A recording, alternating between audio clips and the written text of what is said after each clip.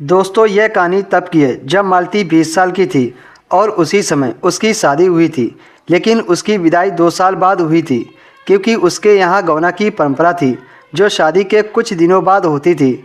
लेकिन जब मालती 18 साल की थी तब उसे रगड़ाई के बारे में थोड़ा थोड़ा पता चल गया था और उसने कई बार अपने भैया भाभी को छुप छुप कर मज़े करते देखा था।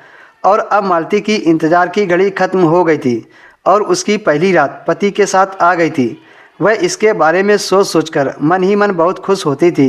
5 सालों से वह तड़प रही थी, पर बदनामी व डर के कारण कभी कुछ कर नहीं पाई। बस गाजर मूली से ही दोस्ती रखी थी। आखिर फाइनली वह रात आ ही गई।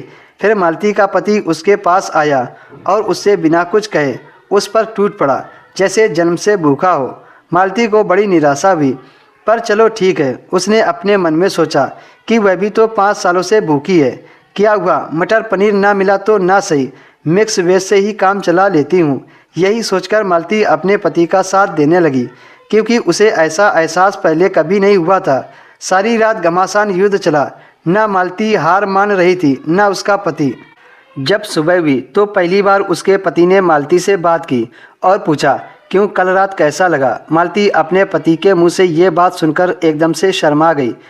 फिर मालती तैयार होकर अपने पति के माता पिता यानी कि अपने सास ससुर के पास गई और उनसे आशीर्वाद लिया। मालती के पति 3 भाई थे। मालती का जेठ बचपन से ही अंधा था, इसलिए शायद अब तक उनकी शादी नहीं हुई थी।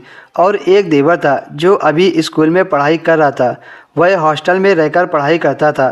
धीरे धीरे मालती की शादी को 2 साल गुजर गए थे और अब वह धीरे धीरे ठंडे भी पड़ गए थे। शायद उसके पति राजेश को अपने कामकाज की टेंशन ज़्यादा ही रहती थी और इधर मालती का तापमान तो दिन पर दिन बढ़ता ही जा रहा था।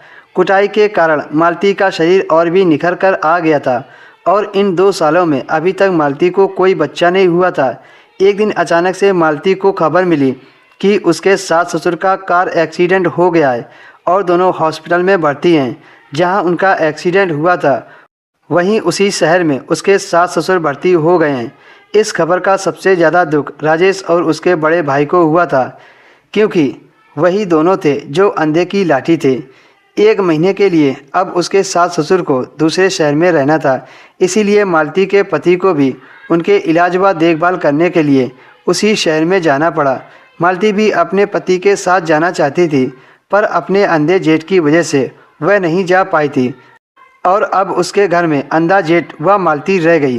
अस्पताल पहुंचकर राजेश ने मालती के पास फ़ोन किया कि जब तक उसके माता पिता डिस्चार्ज नहीं हो जाते तब तक मैं घर नहीं आ पाऊंगा। इस बात से मालती बहुत ज़्यादा उदास हो गई थी।